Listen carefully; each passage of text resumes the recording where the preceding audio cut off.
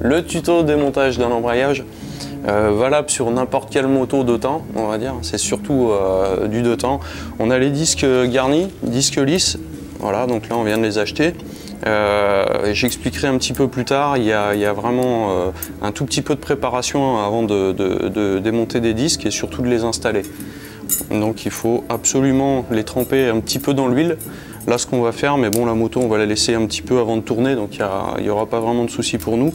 Mais il faut, si possible la veille on les pose dans un petit bac d'huile, huile moteur, hein, l'huile moteur propre, pour que ces disques garnis là, ils se prennent vraiment, ils s'imbibent d'huile. Voilà. Donc, comme ça sera tout de suite mieux. Pour les disques lisses, chose à regarder, sur le modèle Sherco, on n'a absolument pas de souci parce qu'ils sont tous de la même taille. Il arrive parfois qu'il y ait sur des autres motos, hein, souvent des crosses, ça m'est souvent arrivé, les disques ne sont pas de la même taille. Donc il faut toujours au démontage, surtout bien tout garder dans le même sens et puis vérifier les tailles des disques. Voilà. Comme ça on peut les remettre gentiment.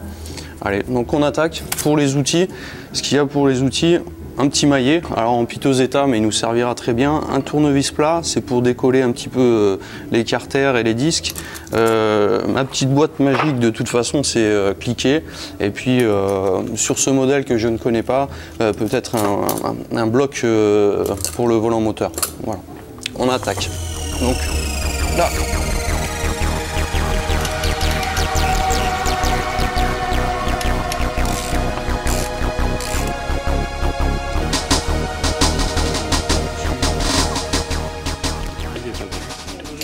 On a retiré le carter, il faut bien nettoyer le joint, donc on doit toujours bien nettoyer la portance.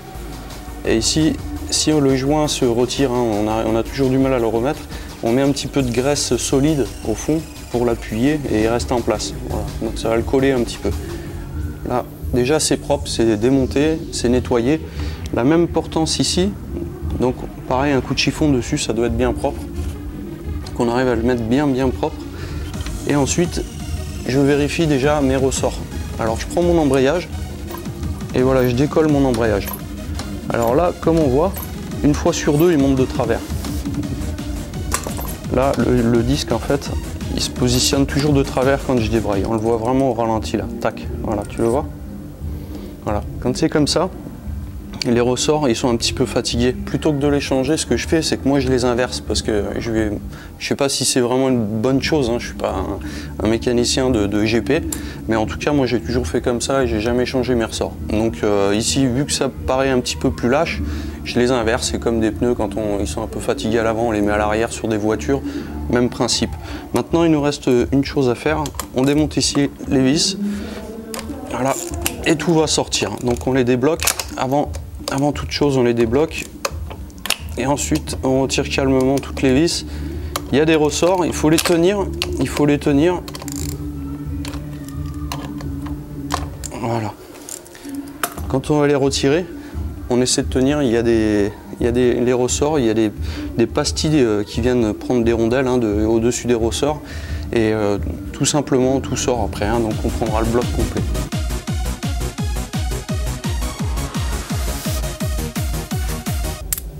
Allez, c'est parti. Donc maintenant, on a retiré les vis, le cache, le poussoir, donc qui était là. Encore une fois, bien faire attention de ne pas perdre la pièce et surtout pas l'inverser au remontage. Donc c'est pour ça, encore une fois, je remets tout bien dans l'ordre. Et après, on n'a plus qu'à tirer les disques. Pareil pour le démontage des disques. D'entrée, parce que je vous garantis que ça va vite, on a pu s'en souvenir. D'entrée, je sais que c'est le premier, le garni. Alors, moi, je n'ai jamais vu de disque lisse avant, mais en tout cas, c'est les petites précautions. On sait que c'est un garni, donc on va démarrer par un garni. On met un disque lisse, un disque garni, et ainsi de suite. Tac, un garni, un lisse, un garni, un lisse, un garni, un lisse et un garni. Voilà. Comme ça, je sais que quand je remonte, je ne peux pas me tromper en inversant les disques. Déjà, on est bon. On retire le premier, derrière le lisse. Allez, on va poser ça vers là-bas et on continue. Hop.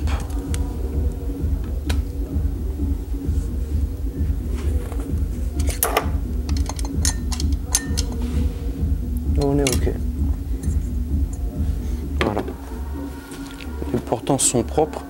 Maintenant, on va prendre de l'huile propre et on va les laisser mariner un tout petit peu dedans avant le remontage. Il faut que les disques soient bien imbibés d'huile pour le remontage. Allez, ça c'est ok. Tu filmes encore? On a remonté tous les disques dans le bon sens. On remet le poussoir. Voilà. Ici, la petite rondelle. Fais attention. Délicatement avec ça.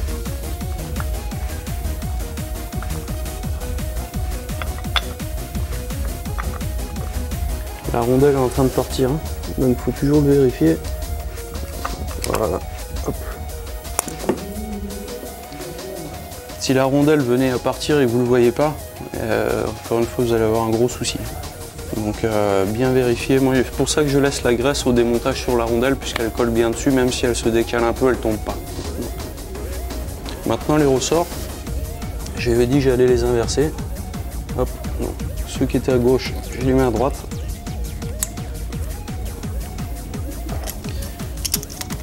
Et il n'y a plus qu'à. On a improvisé un entonnoir en papier pour le remplissage de la moto. N'oubliez pas, c'est pas parce qu'on est nul qu'on est con. Sans blague. Ah, là. On a remis l'embrayage, on a remis l'huile moteur, donc 450 ml sur cette moto. Maintenant, il faut la mettre en route. Alors ce que je fais, hein, je pars jamais avec une moto directement quand on sort de chez un concessionnaire, on est pressé, on ne veut pas lui laisser, il nous remet les disques, on s'en va. Moi j'ai jamais fait ça, je laisse la moto reposer à chaque fois, donc je la mets en route, je débraye plusieurs fois pour actionner que l'huile passe bien partout dans les disques, elle va bien centrifuger partout là-dedans, donc je la laisse chauffer un tout petit peu, on débraye, je l'éteins, je reviens 10 minutes après, je recommence une fois et après je la laisse toute la nuit. Comme ça je suis sûr que l'huile entre bien, fait bien son boulot tout doucement, parce qu'il y aura aussi un petit peu d'adaptation. Et puis il faut vérifier, n'oubliez pas de vérifier l'embrayage surtout avant de partir. Je vous le dis comme ça parce que là on n'a toujours pas enclenché de vitesse, on n'est pas parti, mais ça risque aussi de vous changer la garde d'embrayage, donc de la poignée. Il faut vérifier, vraiment vérifier et puis remettre tout ça comme on aime et voilà, pas se retrouver sur le terrain au moment de partir et de voir qu'il y a le cire, quoi. Voilà. Pas plus, le tuto est fini. Toujours.